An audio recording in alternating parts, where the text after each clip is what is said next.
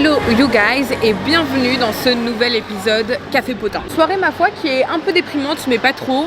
Il fait beau à Paris, je suis avec ma petite sœur. On est parti manger à l'extérieur et là on se retrouve dans le 15e pour filmer cet épisode. Comme vous pouvez le voir, nous nous retrouvons avec un make-up ma foi on flic. Parce qu'en fait à la base je voulais sortir. Finalement on m'a annulé. Puis après je devais ressortir et on a encore annulé. Donc c'est pas grave, écoutez, je vais rentrer chez moi et regarder Prison Break toute la nuit. Anyways, les potins de la semaine. En soi, il n'y a pas grand chose à dire, à part dire que je suis rentrée de la campagne, parce que je suis partie avec des amis à la campagne la semaine dernière, c'est ça. Et quand je suis revenue de mes vacances à la campagne, c'était vraiment le spleen. Je sais pas si vous avez lu Baudelaire, si vous savez à peu près ce que c'est que le spleen, bah c'était ça, c'était le spleen. C'était une journée où j'ai vraiment déprimé, juste je voulais rien faire, enfin je voulais faire des choses. J'étais dans mon lit et je pensais à tout ce que j'avais à faire. La to-do list, elle était grosse comme le monde, mais je n'avais la force de rien faire. Même la douche, je l'ai pas faite, je crois, ce jour-là. J'avais tellement à faire et je n'ai pas fait que j'en ai carrément eu une migraine. Puis tu sais, dans ces moments-là, tu te dis, bon, écoute, c'est pas grave. Là, tout de suite, je le sens pas. Là, tout de suite, j'y arrive pas. En fait, j'arrive pas à faire tout ce que j'ai à faire. C'est pas grave. Aujourd'hui, c'est un day off. On se repose et on fera ça plus tard. Sauf que le plus tard arrive et tu ne fais toujours pas ce que tu as à faire. Donc tu stresses. Puis au final, ces day off qui sont supposés être des moments de repos ne le sont pas parce que notre cerveau est juste absorbé par le stress, l'angoisse du je dois faire ça, je dois faire. En fait, c'est penser de je dois faire ceci, je dois faire mon ménage, je dois travailler pour mon examen. Le fait de penser à tout ça, ça nous absorbe en fait. Puis, étant donné que je suis sur les réseaux sociaux, par exemple, quand je vais procrastiner, déjà il y a toutes les tâches de ma vie un peu personnelles entre guillemets que du coup je vais pas faire. Mon ménage, je sais pas moi, réviser pour mon examen, c'est des trucs que vous allez pas forcément voir. Mais le fait est que il y a aussi des trucs que je dois faire sur les réseaux sociaux finalement, comme par exemple du montage, filmer une vidéo, une idée de vidéo qui arrive, pouf, et si on la faisait. Tout ça je le fais pas. Et donc ça fait que j'ai un sentiment de honte. Comme si j'avais perdu devant des milliers de personnes. Comme si en fait, tu vois, je suis dans mon lit, en train de rien foutre, en train de rien faire alors que j'ai plein de choses à faire. Mais sauf qu'en plus de ça, il y a toute la planète qui me regarde, tu vois. C'est vraiment ce sentiment-là un peu de honte et le sentiment d'avoir perdu, de m'être fait dépasser. Quand tu es sur les réseaux sociaux, en tout cas ça c'est pour ma part et j'ai pas honte de le dire parce que vas-y on s'en fout, à un moment donné ces problèmes-là ils existent et faut en parler. Mais j'ai tendance parfois à me comparer d'une façon qui est malsaine. Et c'est une dinguerie comment le bruit il est dingue. Alors 1000 excuses, j'ai eu la mauvaise idée de me mettre dans un endroit où il y a beaucoup de circulation. Et par exemple je vois un ou une créatrice finalement être à fond dans le contenu etc. Et moi du coup j'ai pas du tout la même énergie en fait à mettre à ce moment-là. Et en fait ouais ça te fait un peu culpabiliser et t'as honte, un sentiment de honte. Parfois j'ai peur de décevoir. Alors qu'en fait finalement avec du recul, je suis désolée Yeza, même si tu crées pas de vidéo pendant une semaine, et d'ailleurs là ça faisait 6 jours que j'avais pas fait de contenu, même si tu crées pas de contenu pendant 6 jours, 7 jours, genre le monde continue de tourner genre. Et t'inquiète pas, les gens vont pas se dire oh elle est morte ou ah c'est la déchéance. Vraiment c'est ce mot là qui me revenait dans ma tête. Alors que mec on parle juste d'une journée où j'étais dans mon lit à chouiner et à me sentir mal pour des choses que après ça que ça a pas duré qu'une journée, du coup ça a duré plusieurs jours. Et ça m'a fait remarquer un truc, c'est que dans ces périodes là je dors, et là on reste sur les potins, là c'est que les potins. Ces périodes là je dors énormément et je joue aux jeux vidéo. C'est vraiment un moyen, et en fait j'ai remarqué que c'est pas parce que je suis fatiguée que je dors, ou c'est vraiment parce que j'ai envie de fuir la réalité. J'ai envie de fuir ce moment de conscience où je vais me rappeler que j'ai plein de choses à faire et que je les fais pas. Et donc vraiment, mais j'ai dormi des 13 heures par nuit. Juste pour éviter la vie. Genre je me souviens de me réveiller et de me dire ah non vas-y, et si on dormait encore, alors que mec je ne suis même pas fatiguée. Genre je me suis réveillée naturellement, je ne suis même pas fatiguée. J'ai pas envie de dormir mais je me remettais à dormir. Bref, donc tout ça pour dire, si toi aussi ça t'est arrivé cette semaine, ça t'arrive, ou si ça t'est déjà arrivé, ou si ça t'arrive là maintenant, sache que t'es pas tout seul. Et en fait j'ai envie de te dire que c'est ok. Que c'est ok mon gars. Mais il faut vraiment avoir le recul parce que tu sais dans ces moments-là on se dit vraiment des choses horribles parfois à nous-mêmes. Comme par exemple se comparer ou se dire qu'on est trop nul ou se dire qu'on n'en vaut pas la peine ou qu'on n'arrivera jamais à faire quoi que ce soit. Et justement la seule chose que je peux faire je pense sur l'instant T c'est ne pas t'épargner toutes ces choses horribles que tu peux te dire à toi-même. Enfin bref, nous allons pouvoir passer au sujet de cette vidéo. Le sujet que je vais aborder aujourd'hui c'est déjà le sujet que je voulais aborder donc la semaine dernière et que finalement j'ai pas pu aborder. Et de toute façon tant mieux, les choses sont bien faites parce que de toute façon je l'avais mal exprimé. Enfin genre j'avais pas assez bien fait le tour et c'était pas assez bien organisé. Bref, on se retrouve ici avec des petites notes. Là on est bon, on va faire du bon travail. Notamment je suis passée dans vous savez les trucs là où tu peux acheter des journaux là à Paris, des journaux, des magazines etc. Et je suis tombée sur le magazine Forbes Comme vous le savez, notre reine Mafouf est en couverture et aussi elle est dans le classement des 30 under 30. Et donc j'ai décidé de l'acheter. Voilà, ça coûtait 10 balles, c'est pas grave. Je me suis dit écoute, je l'achète et j'ai lu son interview. Et ça m'a permis vraiment de mettre une phrase sur ce sujet, faire le deuil de vouloir plaire à tout le monde.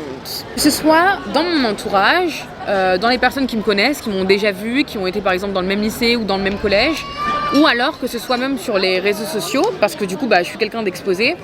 Il y a des gens qui pensent que je suis hypocrite, des gens qui pensent que je suis fausse, des gens qui pensent que je suis vicieuse, des gens qui peuvent penser, qui ont peut-être pensé un jour que je suis méchante.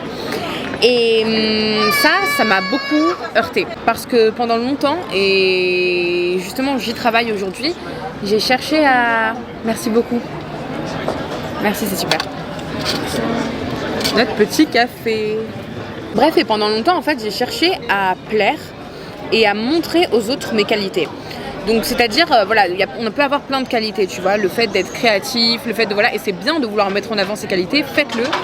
Mais il y a une de mes qualités que j'ai voulu montrer et surligner sur les réseaux sociaux, et que je fais même, et que je veux surligner aussi dans mon quotidien, c'est ma gentillesse.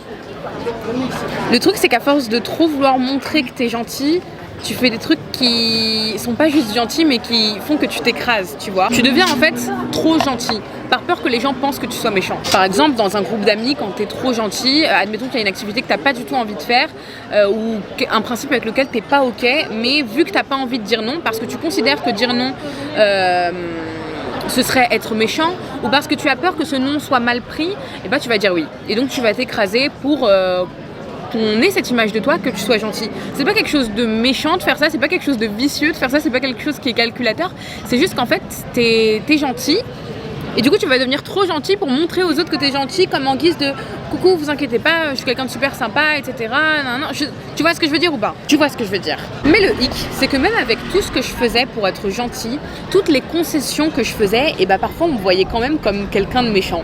Les gens avaient toujours quelque chose à dire. Encore une fois, que ce soit dans mon cadre privé ou dans mon cadre public sur les réseaux sociaux. Par exemple, l'année dernière, j'ai rencontré des personnes avec lesquelles j'ai été d'une gentillesse hors norme. Quand je raconte cette histoire à mes proches, ils sont en mode mais Yeza, c'est quoi le délire genre? Baiser ma soeur.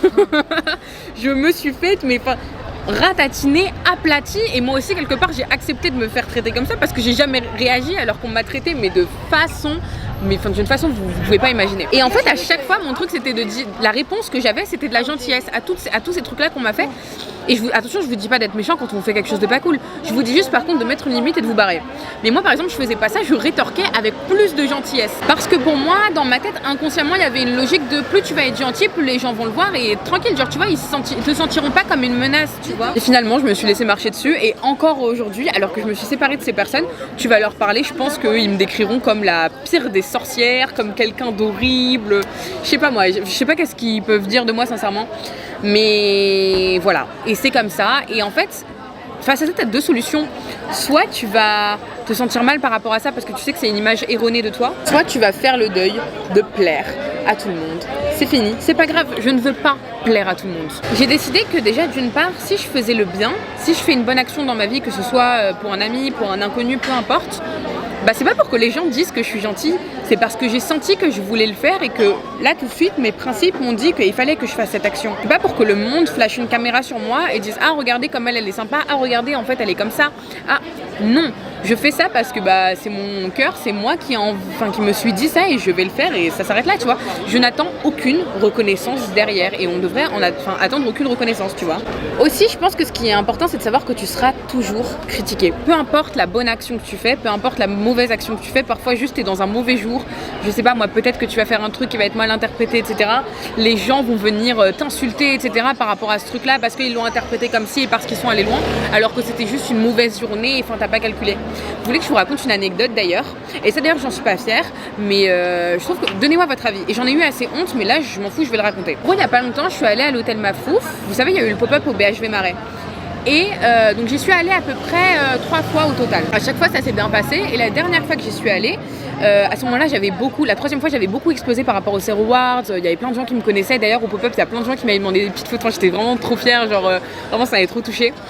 Et bref, peu importe, donc j'y vais, je bois je prends ma boisson, etc. Donc je vais au coin café, je prends une boisson avec mes amis et je me souviens à ce moment-là, genre j'allais pas bien, je pleurais par rapport à une histoire qu'il y avait eu sur les réseaux sociaux. Et bref, à un moment donné, on se dit bon écoutez, venez on change de café, on change d'endroit, tu vois ce que je veux dire. Sauf que retenez bien ça, mais à l'hôtel Mafouf, il n'y a pas de service à table. Et ça je le savais parce que les autres fois, j'avais débarrassé mes trucs, etc.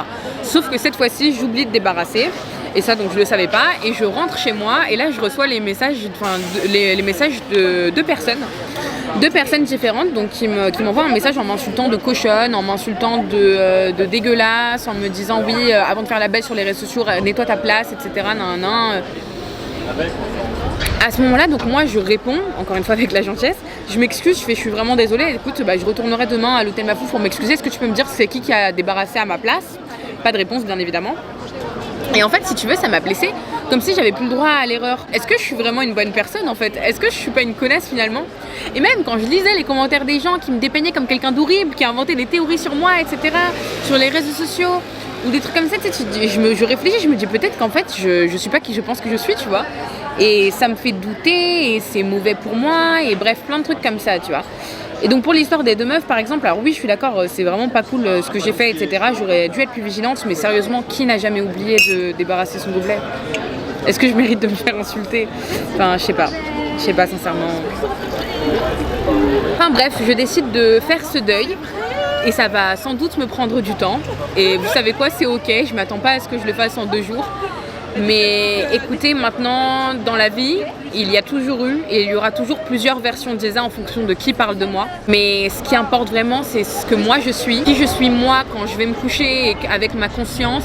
Bien sûr, je dis pas qu'il faut pas avoir de l'introspection. Parfois, vous avez tort dans certaines histoires. Parfois, vous avez eu le mauvais rôle, etc. Et c'est ok, qui ne fait jamais d'erreur. Mais ne laissez pas les autres dire qui vous êtes. Ou plutôt, ne laissez pas les autres définir qui vous êtes. Et oui, parce que finalement, les gens peuvent dire ce qu'ils veulent. Le plus important, c'est que toi, tu sois sûr de qui tu es. Anyways, c'est tout pour cet épisode. J'espère que cette leçon nous aura bien servi. En tout cas, pour moi, je crois bien. Abonne-toi, like, mets un petit commentaire. Et en attendant, on se retrouve la semaine prochaine pour un nouvel épisode Café Potin. Bisous de la fin.